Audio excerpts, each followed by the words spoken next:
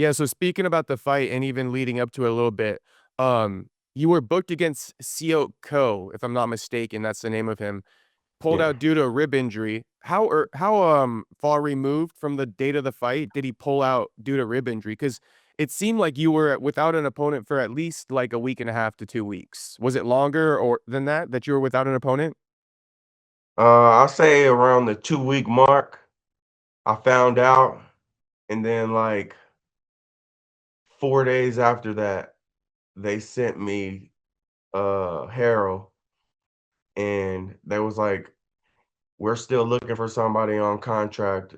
We would rather have that, but if nobody accepts, this is the guy." And then 2 days after that, they was like, "This is the guy we're going with. We can't find anybody else to accept it," pretty much, and so that's how it went. So, Okay. me and Josiah probably knew a week in advance or so. I think it was like even less, maybe 6 days or something like that. Yeah, something like that. Yeah. Does that stuff not bother you though when you're kind of like days out from your fight with no opponent? Is that kind of like remind you of wrestling in a way? Because in wrestling, you don't know who you're necessarily going to go up against, right? Yeah. But I was wondering Um, about that, how you were processing not having an opponent and then boom, last minute switch up like week of the fight. the biggest thing to bother me was, you put in all this training, spend all this money on this camp, and you in a situation where you might not get that opportunity or they might reschedule when you pinpointed it to be here and you need that money. Um, so and then on top of that, I was gonna be fighting a southpaw, and to reschedule, it was probably like a 85, 90% chance I was gonna be fighting ortho, you know? And just so happened they found him, he was a southpaw as well, and it ended up working out, but, the opponent switch didn't really bother me too much because I feel like my style is just is so raw and gifted and, untamed to a point where, like, I can adapt, you know?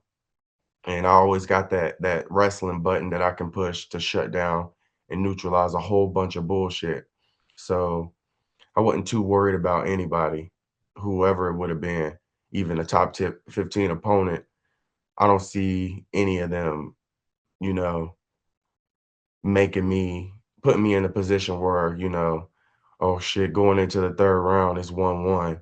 Like I feel like I would have controlled the fight against anybody they put me in there against. Yeah.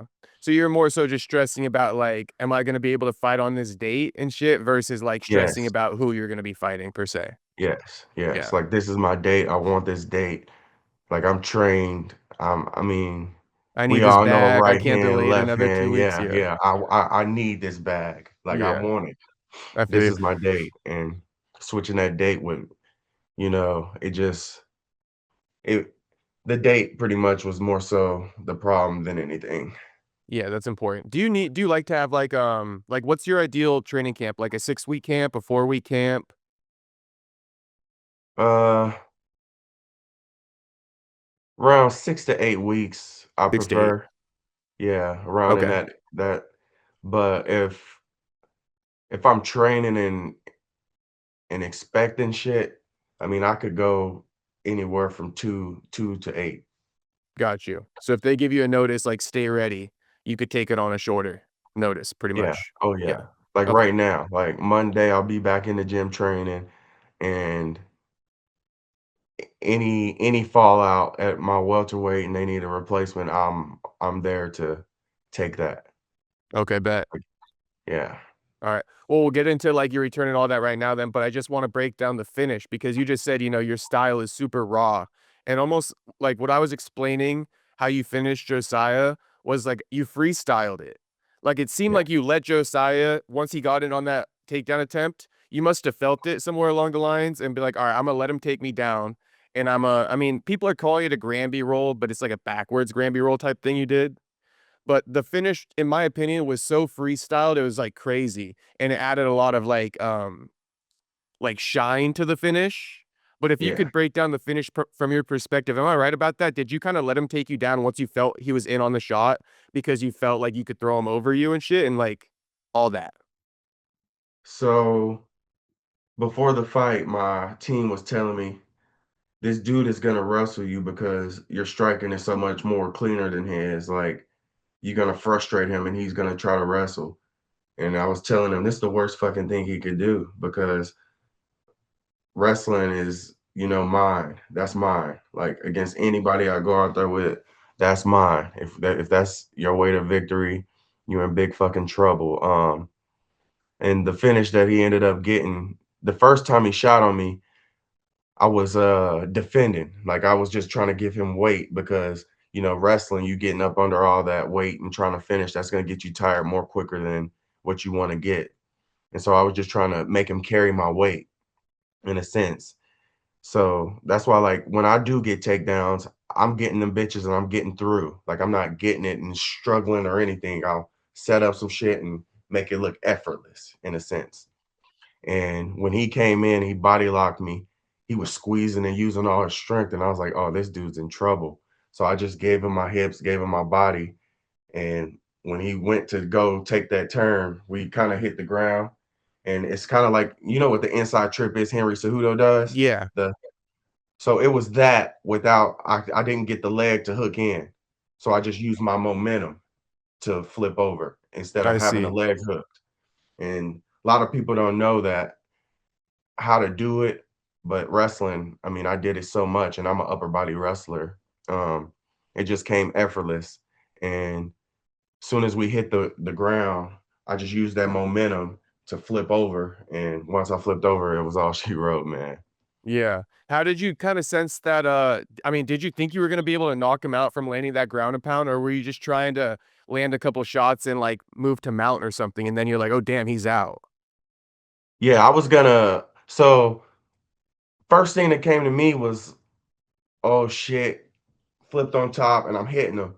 And I thought he was gonna belly out and I was gonna take his back and force him back up, make him carry my weight.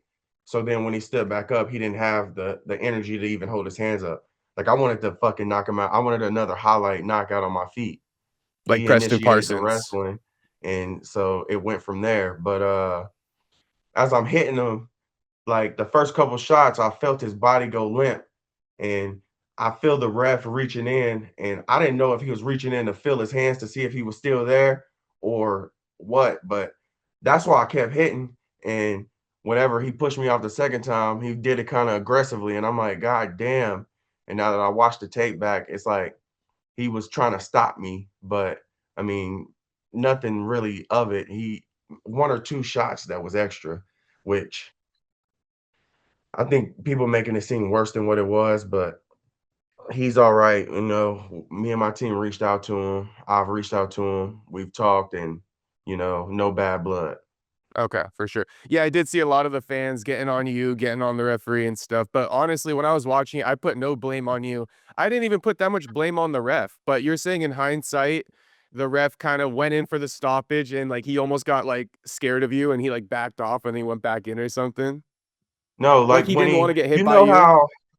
how when like you lock somebody up or like you got them against the cage or you trying to submit them or something and the ref reaches in and grabs their hand just to see if they still do there. Yeah, Like that's so the first time he stopped, he was like just putting his hand in. Like so I didn't know if he was like it's over because he wasn't saying nothing.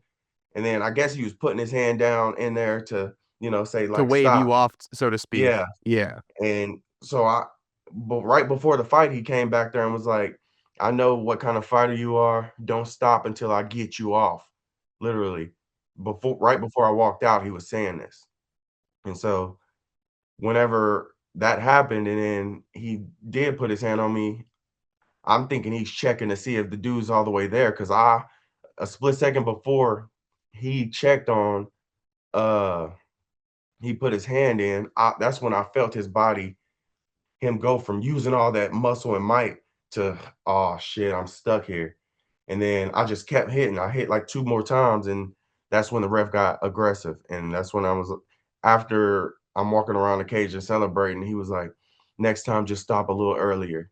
And then I looked at him, I was like, what do you mean? Like, I felt like it was a great stop, like, no problems. But then afterwards, I watched the fight, and I'm like, damn, it was like a half a second delayed, but it wasn't as bad as everybody trying to make it seem, which I don't really care too much because I'm gonna keep whooping ass. So That's your it job is at what the it end of the is. day, so who ca like, not who Yeah, cares, but I think a lot of people are making it worse because of Josiah's brain injury going into it. For those that don't know, he was yeah, signed to the UFC, he got cut after he got found out to have moya moya, he underwent brain surgery and all that, so after the brain surgery, he's been competing, which allowed him to get re-signed, so props to Josiah, but I do think that's why a lot of people are more on it, because it's just more so fear for Josiah after the brain surgery. yeah. Yeah. And he came into this fight with a little fan base, Yeah, for sure. 'cause, all my fights, people is like, it's maybe 50-50. Jacoby gonna kill him or this guy's gonna get him or this and that. Motherfuckers was like, this dude's finna fuck Jacoby up, something, like more so than I was saying my people on there, like, y'all crazy or Jacoby got this. Like, and so I'm like, oh shit, this dude coming in with a little fan base, a little people that got some hope. I get to fucking ruin a lot of people's hope for this guy, and it didn't even live up to the hype. It was nothing. What did you But make about, going in there against the guy who, had the brain surgery? Did you have any reservations going into the fight, or it's the fight game, it's you or him in there? yeah, I know my mom called me before, like a week before the fight, and was like mentioning that to me, and I was like, well, I just hope nothing bad happens and, I end up knocking him out and he end up dying or something, or I just hope, we get in there and get out safe. And for the fight to turn out the way it did, it's just like, man, fuck, dude, I hope he all right. So after I get checked by the doctors and I walk out, me and my team is messaging and calling his team. We get in our car to get escorted back to the hotel room, and I'm messaging them, "Is he all right? Like, what is there anything we can do? Y'all need anything?" And, they responded, "He all right. He got in the cage, this and that." He pretty much telling us his status and stuff. But I mean, it's not like we hate the dude or nothing. It's No, yeah, of course not. more respect to him. But um all these fans and shit, they could just shut the fuck up because they don't understand this. And even if they do, we all good on both sides. So You it guys are is what it brothers is. now after the fight. Yeah. Yeah. I wouldn't say brothers, But so but to speak, you because you know, guys, like, shed blood in the yeah, octagon together. yeah. Like I don't have no bad blood, even if he did. I mean, I reached out to him and said pretty much word for word. I'm gonna read this to you because I mean I just feel like